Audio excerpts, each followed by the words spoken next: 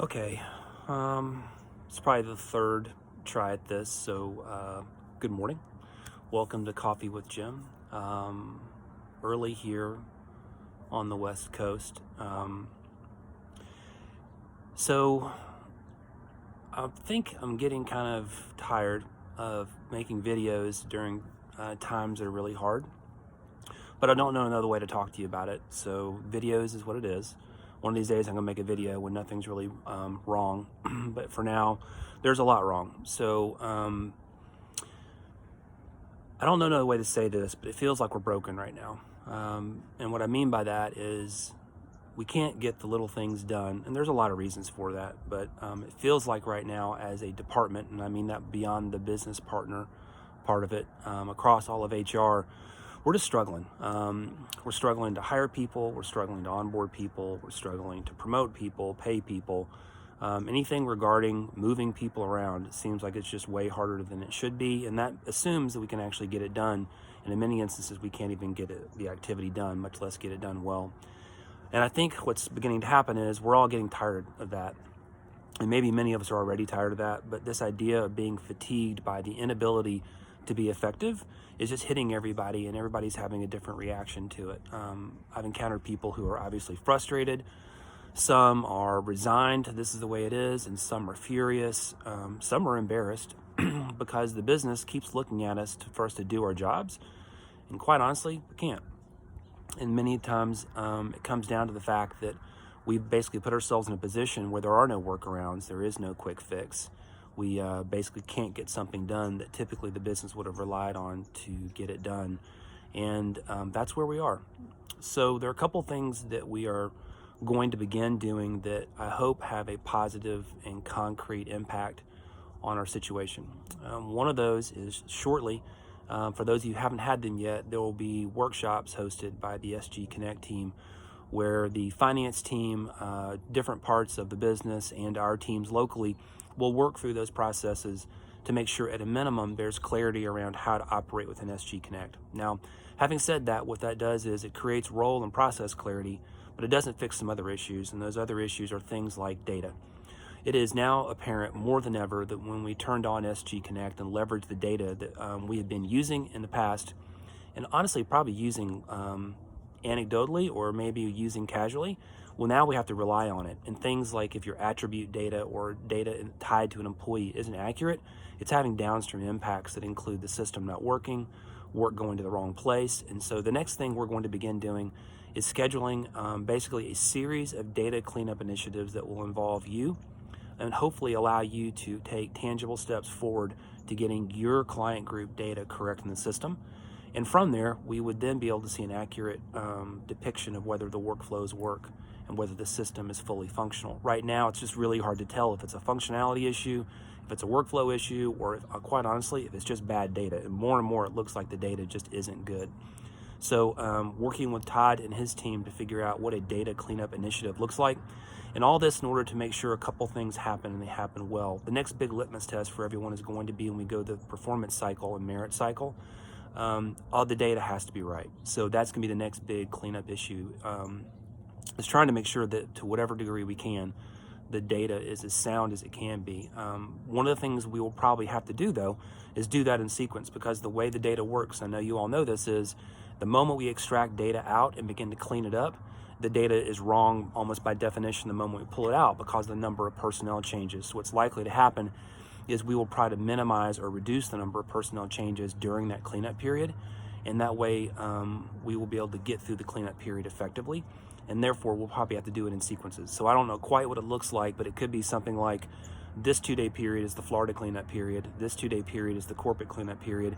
But do that in a window of time that's reasonable to ask the business to sort of suspend personnel changes, while at the same time giving us enough time to clean up the data for those different client groups.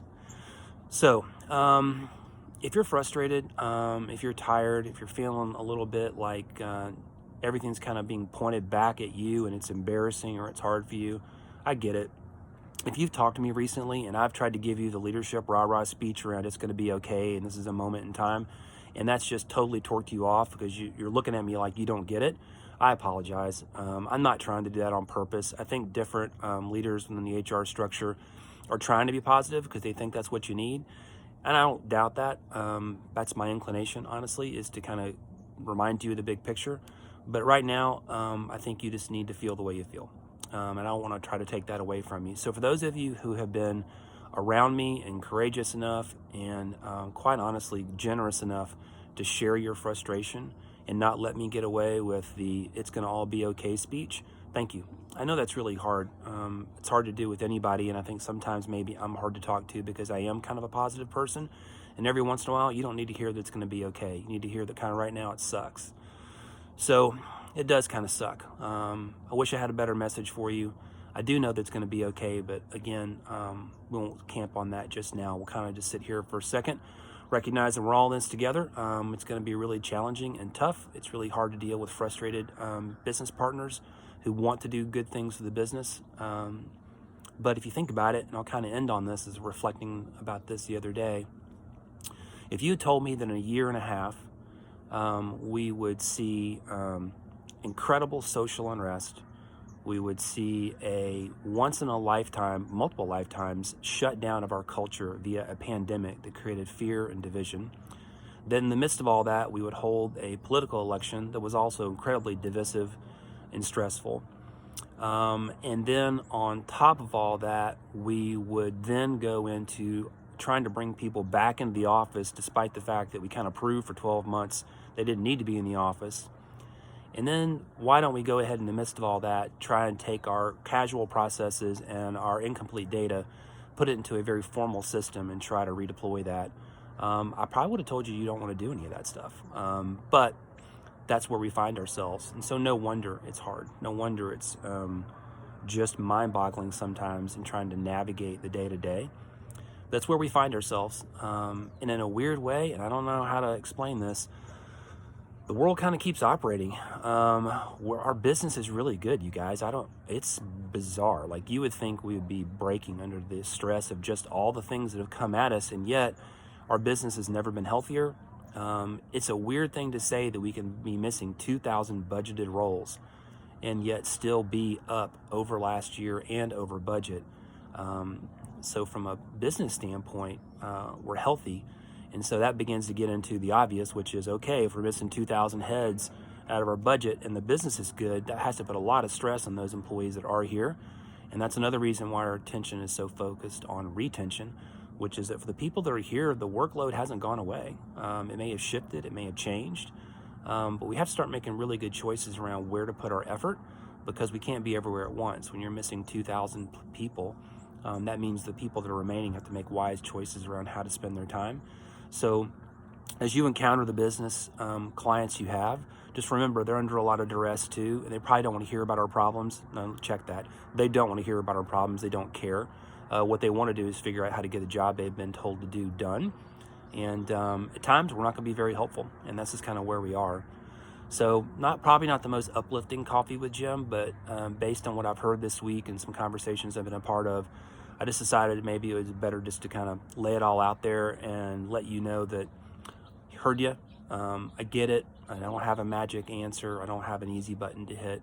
I can be here with you, and I can try to support as much as I can, try to buffer as much as I can. But at the same time, you deserve to know that at times it's just not good. And this is one of those times. So for whatever it looks like for you, I hope you find some time either today or this weekend to take that deep breath and that sip of coffee. If you have a friend within HR or the business you haven't talked to in a while, reach out to them today. Give yourself a chance to talk to someone. Maybe you're commiserating, maybe you're venting, maybe it'll be distracting, but there's someone you know that you haven't talked to in a while. They could use a phone call, and maybe even if you want to, a text or something. But reach out for them today. Do yourself that favor, and just spend some time talking to somebody who can give you another perspective, maybe tell a joke, maybe share a fond memory, whatever that looks like. I wish that was something I could do with you, but I hope you find that. I'm trying to think of anything else that would be worth sharing before I let you go and tell you to go take that sip of coffee. No, I've tied up enough of your time. Timer says it's about 10 minutes worth of me talking, which is a lot of me talking. All right, thanks you guys. I appreciate everything you do. Again, I know today's message wasn't super uplifting, but you are appreciated. You do make a difference, and I just really am thankful that I'm part of this team. Have a good rest of your Friday.